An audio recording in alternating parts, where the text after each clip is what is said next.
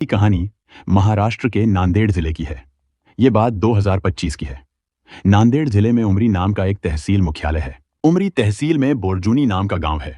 इसी गांव में लखन बालाजी भंडारे रहता था। लखन का परिवार साधारण था। उसके पिताजी खेती करते थे और मां घर का काम देखती थी। लखन जवान और समझदार लड़का था। लखन के माँ बाप ने खेत में मेहनत करके उसे अच्छी तरह पढ़ाया। उनकी इच्छा थी कि लखन आगे चलकर अच्छी नौकरी करे। इस उम्मीद में वे कड़ी मेहनत करते रहे। लेकिन लखन जवानी के जोश में जीने लगा। उसे अच्छे कपड़े पहनना, बेफिक्र होकर घूमना अच्छा लगने लगा। इसी बीच उसकी नजर अपने ही गांव में रहने वाली संजीवनी कमले पर पड़ी। संजीवनी सुंदर और मिलनसार थी। लखन को वह बहुत अच्छी लगने लगी और उसका दिल उसी पर आ गया। अब लखन संजीवनी को देखने के लिए उसके घर के सामने चक्कर लगाने लगा। धीरे धीरे दोनों की नजरें मिलने लगीं। पहले पहचान हुई, फिर दोस्ती बनी। दिन ब दिन उनकी नजदीकियां बढ़ती गईं। कब वे दोनों प्यार में पड़ गए, उन्हें खुद भी पता नहीं चला। लखन और संजीवनी की मुलाकातें बढ़ने लगीं। वे बिना किसी डर के मिलते और बातें करते थे। एक दिन संजीवनी के माँ बाप को यह बात पता चली कि लखन उससे बातें करता है। तब उसके पिताजी लखन के घर गए। उन्होंने वहां उसके माँ बाप से समझाया कि लखन और संजीवनी के संबंधों से परिवार की इज्जत पर असर पड़ सकता है। इसलिए लखन को समझाना चाहिए कि वह संजीवनी से दूरी बनाए।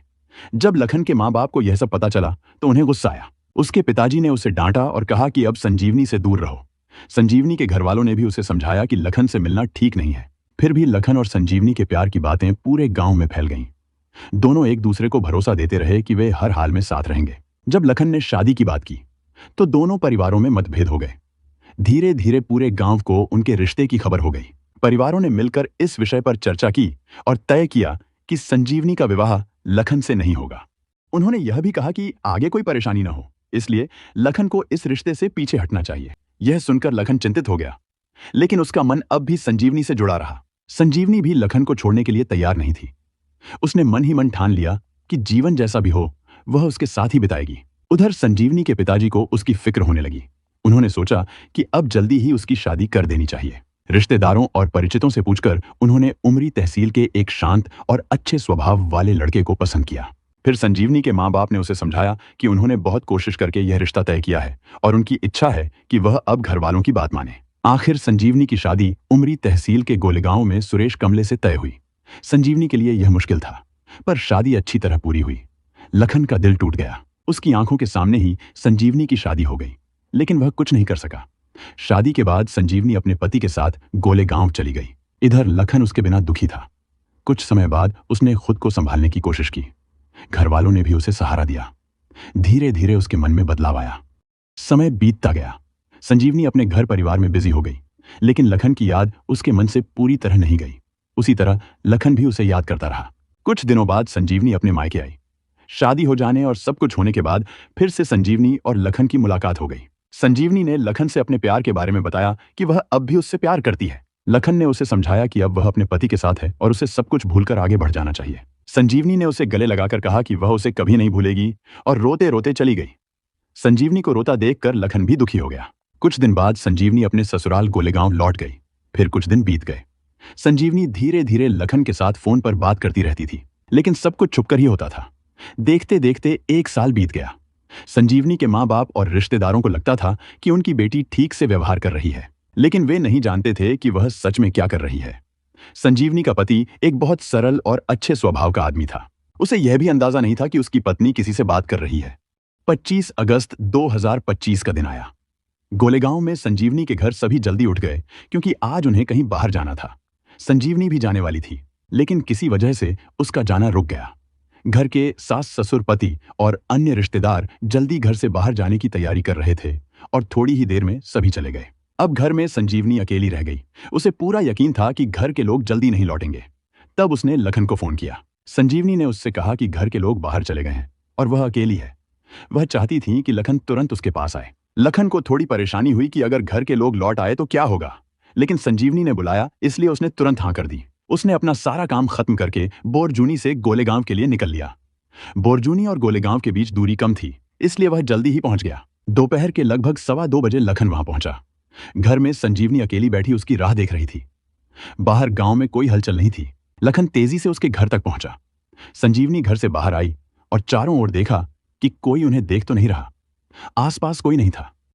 उसने चुपचाप लखन को घर के अंदर ले जाकर दरवाजा बंद किया और उससे गले लगा लिया। दोनों अपने प्यार में खो गए और सभी सीमाओं को भूल गए। यह उनके जीवन की सबसे बड़ी गलती साबित हुई। तभी घर के बाहर आवाज आई। संजीवनी के पति ने दरवाजा खोलने के लिए कहा। प्रेम में डूबे लखन और संजीवनी तुरंत होश में आए। वे डर गए और समझ नहीं पा रहे थे कि अब क्या करें।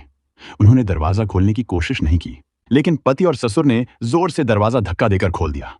अंदर देखा तो दोनों के होश उड़ गए। लखन और संजीवनी आपत्तिजनक हालात में पकड़े गए थे। संजीवनी के ससुर और पति ने सिर पर हाथ रखकर हैरानी जताई। संजीवनी को अंदाजा भी नहीं था कि वे इतनी जल्दी आ जाएंगे। लखन डर गया। पति और ससुर उसे पकड़कर पीटते रहे। संजीवनी उसे बचाने की कोशिश करती रही और कहती रही कि उसे मत मारो। इस पर पति और ससुर ने दोनों को घर में ही रोक लिया।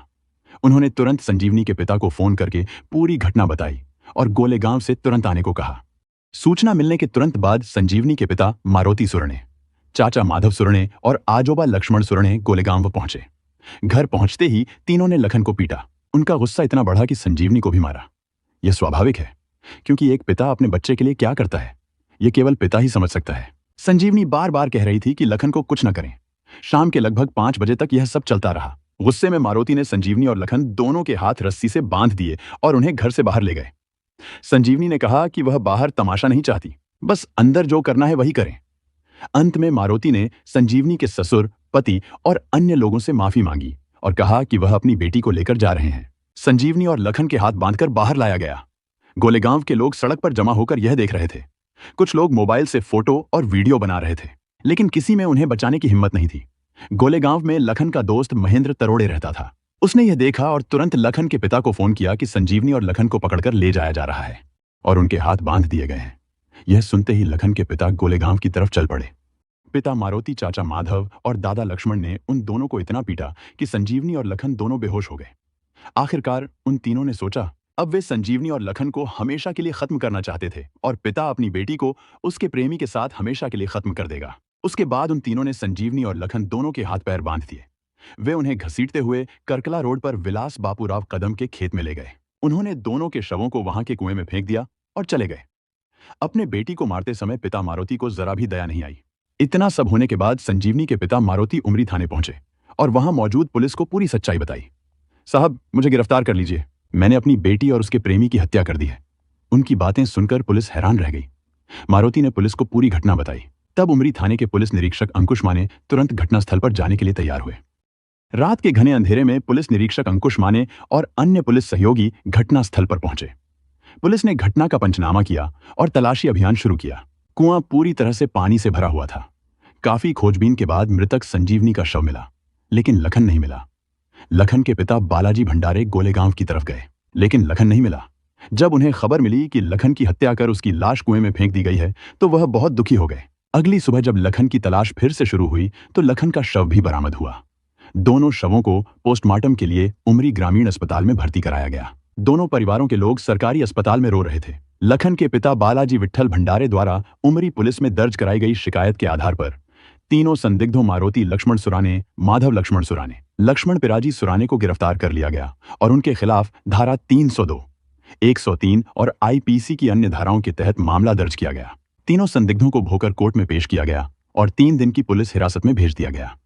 वहां संजीवनी और लखन का पोस्टमार्टम किया गया और शव परिजनों को सौंप दिए गए। बताया गया कि मृतक संजीवनी 2 महीने की गर्भवती थी। संजीवनी का अंतिम संस्कार गोलेगांव में और लखन का बोरजुनी में किया गया। अगर लखन और संजीवनी की पहले ही शादी हो जाती तो यह दुखद घटना नहीं होती।